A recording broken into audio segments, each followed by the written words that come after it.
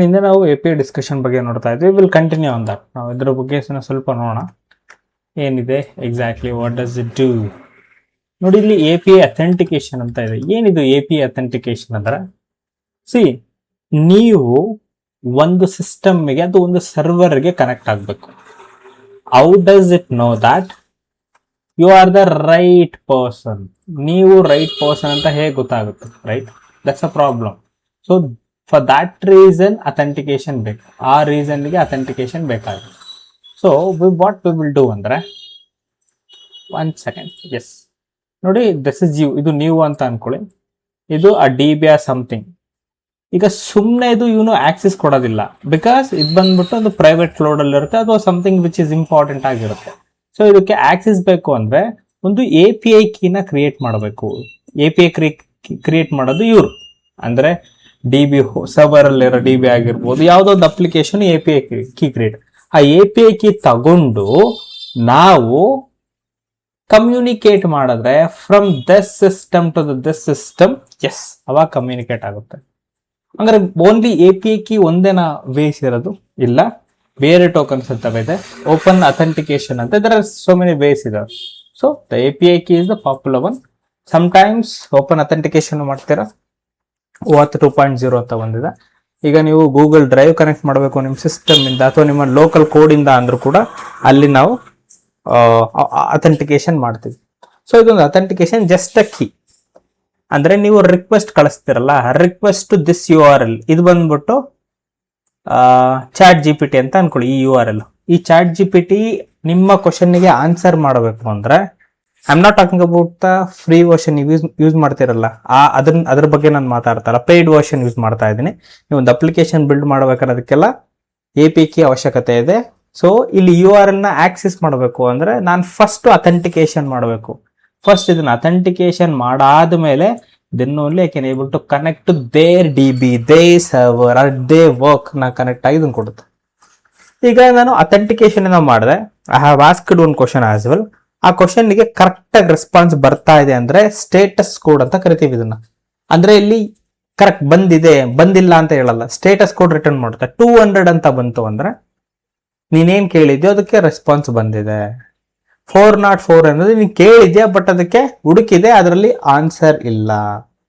500 is server error. 401 ಅಂದ್ರೆ unauthorised. ಇವನ್ ನಿಮ್ಮ ಹತ್ರ API ಕೀ ಇರುತ್ತೆ, may be wrong API key ಇರುತ್ತೆ, ನೀವು ಆಕ್ಸೆಸ್ ಮಾಡಕ್ ಟ್ರೈ ಮಾಡ್ತಾ ಇರ್ತೀರಾ, ಆವಾಗ ಅನ್ಆಥರೈಸ್ಡ್ ಬರುತ್ತೆ. So this is what the status code. There are so many status code ಇದಾವೆ. These are important. 200 ಬಂತು ಅಂದ್ರೆ ಸಕ್ಸಸ್, 404 ನಾಟ್ 4, 500 ಎರರ್ ಬರುತ್ತೆ. ನಾವು ಇದನ್ನೆಲ್ಲ ನೋಡೋಣ. Will see these things the code. Okay, ಇದರಲ್ಲಿ ಪಾಪ್ಯುಲರ್ ಆಗಿ ನಾವು HTTP ಮೆಥಡ್ ನ ನೋಡ್ತೀವಿ. ಏನಿದು HTTP ಮೆಥಡ್ ಅಂದ್ರೆ, ನೋಡಿ, ದಿಸ್ ಇಸ್ ಯು, ಇದು ಸರ್ವರ್. ಇಲ್ಲಿ 4 ಮೆಥಡ್ ಇದಾವೆ. ನೀವು ಕ್ಲೈಂಟ್ ಅಂದ್ರೆ ನಾವು, ಇದು ಸರ್ವರ್, ಮೇ ಬಿ DB ಆಗಿರ್ಬೋದು, ಅಥವಾ ಏನೋ ಒಂದು ಆಗಿರ್ಬೋದು ಅವ್ರ ವರ್ಕ್. ಸೊ ನಾವು ಡೇಟಾನ ಸರ್ವರ್ ಇಂದ ತಗೊಂಡ್ಬರ್ತೀವಿ. ಹೇಗೆ? Get is the method. If you want to get something from the DB, just ತಗೊಂಡ್ಬರ್ತಾ ಇದ್ದೀನಿ, ಇನ್ ದ ಸೆನ್ಸ್ ರೀಡ್ ಮಾಡ್ತಾ ಇದ್ದೀನಿ ಅಂತ ಅನ್ಕೊಂಡ್ರೆ, you should use the word get. ತಗೊಂಡ್ಬರ್ತಾ ಇದ್ದೀನಿ ಎಲ್ಲಿಂದ? ದಿಸ್ ವೆಬ್ಸೈಟ್ ಇಂದ ನಾನು ಯೂಸರ್ ಇನ್ಫಾರ್ಮೇಶನ್ ನ ತಗೊಂಡ್ಬರ್ತಾ ಇದ್ದೀನಿ. ಆನ್ಸರ್ ಬಂದ್ಬಿಟ್ಟು ರೆಸ್ಪಾನ್ಸ್ ಅಲ್ಲಿ ಲೋಡ್ ಮಾಡ್ತೀವಿ, ಅದನ್ನ ಪ್ರಿಂಟ್ ಮಾಡ್ತಾ ಇದೀವಿ. ಇದ್ರೆ ಡೇಟಾ ಚೇಂಜ್ ಆಗುತ್ತಾ? ಇಲ್ಲ, ನಾವು ಜಸ್ಟ್ ರೀಡ್ ಮಾಡ್ತಾ ಇರೋದಷ್ಟೇ. Safe and fast, can be cached. Cached in the sense ಏನು ಅಂದ್ರೆ, if you want to repeatedly querying the same thing, we can store it somewhere. That's what cache. Next ಬಂದ್ಬಿಟ್ಟು post. ಅಂದ್ರೆ ನಿಮ್ಮ ಡೇಟಾನ ಸರ್ವರಿಗೆ ಹಾಕಿ ಒಂದು ಹೊಸದ್ create ಮಾಡೋದಕ್ಕೆ. ಏನು, ವಾಟ್ ಡಸ್ ದಿಸ್ ಮೀನ್? ನೀವೊಂದು ರಿಕ್ವೆಸ್ಟ್ ಕಳಿಸ್ತಾ ಇದ್ದೀರಾ, ನೇಮ್ ಜಾಕ್ ಅಂತ, ಅವನ ಏಜ್ ಬಂದ್ಬಿಟ್ಟು 27 ಅಂತ. ಇದನ್ನ ನಾನು ಸರ್ವರ್ಗೆ ಅಪ್ಡೇಟ್ ಮಾಡಬೇಕು. I need to update into the server. ಯಾವ್ದನ್ನ ಯೂಸ್ ಮಾಡ್ತೀವಿ? when you want to create something, post. ನಿಮ್ಮ ಡೇಟಾನ, ಹೊಸ ಡೇಟಾನ ಸರ್ವರ್ಗೆ ಅಪ್ಡೇಟ್ ಮಾಡಬೇಕು ಅಂದ್ರೆ you need to write a code post. ಅದು ಬಂದ್ಬಿಟ್ಟು ಗೆಟ್. ಓಕೆ, ಪೋಸ್ಟ್ ನ ಅಪ್ಡೇಟ್ ಮಾಡಿದ್ವಿ. ಆಮೇಲೆ ನೀವೇನಾರ ಚೆಕ್ ಮಾಡಬೇಕು ಅಂದ್ರೆ ಗೆಟ್ ಯೂಸ್ ಮಾಡ್ಬೇಕು, ರೈಟ್? ಗೆಟ್ ಆದ್ರೆ ನಿಮಗೆ ರೆಸ್ಪಾನ್ಸ್ ಆಗುತ್ತೆ. ನೋಡಿ, ಪೋಸ್ಟ್ ಮಾಡ್ತಾ ಇದೀವಿ. ಏನಿಂದ ಪೋಸ್ಟ್ ಮಾಡಿದೆ? JSON data. JSON ಡೇಟಾ ನಾನು ಇಲ್ಲಿ ಡಿಕ್ಲೇರ್ ಮಾಡಿದ್ವಿ. I am posting it. Response ಏನ್ ಬರುತ್ತೆ, ಆಗಿದೆ ಪೋಸ್ಟ್ 200 ಸ್ಟೇಟಸ್ ಕೋಡ್ ಬರುತ್ತೆ. ಬಿಕಾಸ್ ಆಗಿಲ್ಲ ಅಂದ್ರೆ ಇನ್ನೊಂದು ಸ್ಟೇಟಸ್ ಕೋಡ್ ಬರುತ್ತೆ, ಆಗಿದ್ರೆ 200 ಸ್ಟೇಟಸ್ ಕೋಡ್ ಬರುತ್ತೆ.